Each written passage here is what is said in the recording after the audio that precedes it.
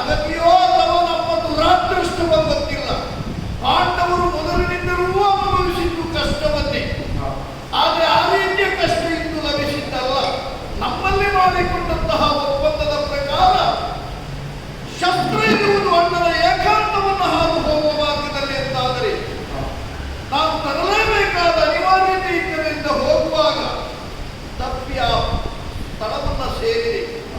ಆಡಿಕೊಂಡ ಮಾತಿನ ಪ್ರಕಾರವಾಗಿ ಯಾರು ಏಕಾಂತವನ್ನ ನೋಡುತ್ತಾರೋ ಆವಾಗ ಅವರು 1 ವರ್ಷ ತೀರ್ಥಯಾತ್ರೆಯನ್ನು ಮಾಡಿ ಬರಬೇಕು ಎನ್ನುವ ಒಪ್ಪಂದ ನಮ್ಮ ತೆಗೆದಿತ್ತು. ಆದರೆ ತಸ್ಕರರಿಗೆ ಏನೋ ನಾನು ಸುಖವನ್ನ ಅನುಗ್ರಹಿಸಿದೆ. ನಾನೀಗ ಅನುಭವಿಸಬೇಕಾದದ್ದು, ಆಡಿದ ಮಾತಿನಂತೆ ನಡೆದುಕೊಳ್ಳಬೇಕಾದದ್ದು ನನ್ನ ಕರ್ತವ್ಯವಾದ ಕಾರಣ ತೀರ್ಥಯಾತ್ರೆಗೆ ಹೊರಟು ಹೋಗಬೇಕು ಎನ್ನುವುದಾಗಿ ಹೇಳಿದರು. ಹಾಗಾಗಿ ನಾನು ತೀರ್ಥಯಾತ್ರೆಗೆ ಹೋಗುವ ಮೊದಲು ಅಣ್ಣನಿಂದ ಅನುಮತಿಯನ್ನು ಪಡೆದ ಹಾಗಾಯಿತು. ಮಾಡಿದ ಪ್ರಮಾದಕ್ಕಾಗಿ ನಾನು ಇಷ್ಟನ್ನು ಪ್ರಾಯಶ್ಚಿತ್ತಕ್ಕೆ ಮಾಡಿಕೊಳ್ಳಬೇಕು ಎಂದು. ಮತ್ಯಾಕೆ ತಡ ಮಾಡುವುದು? ನೇರವಾಗಿ ನಡೆದು ಬಿಡುತ್ತೇನೆ.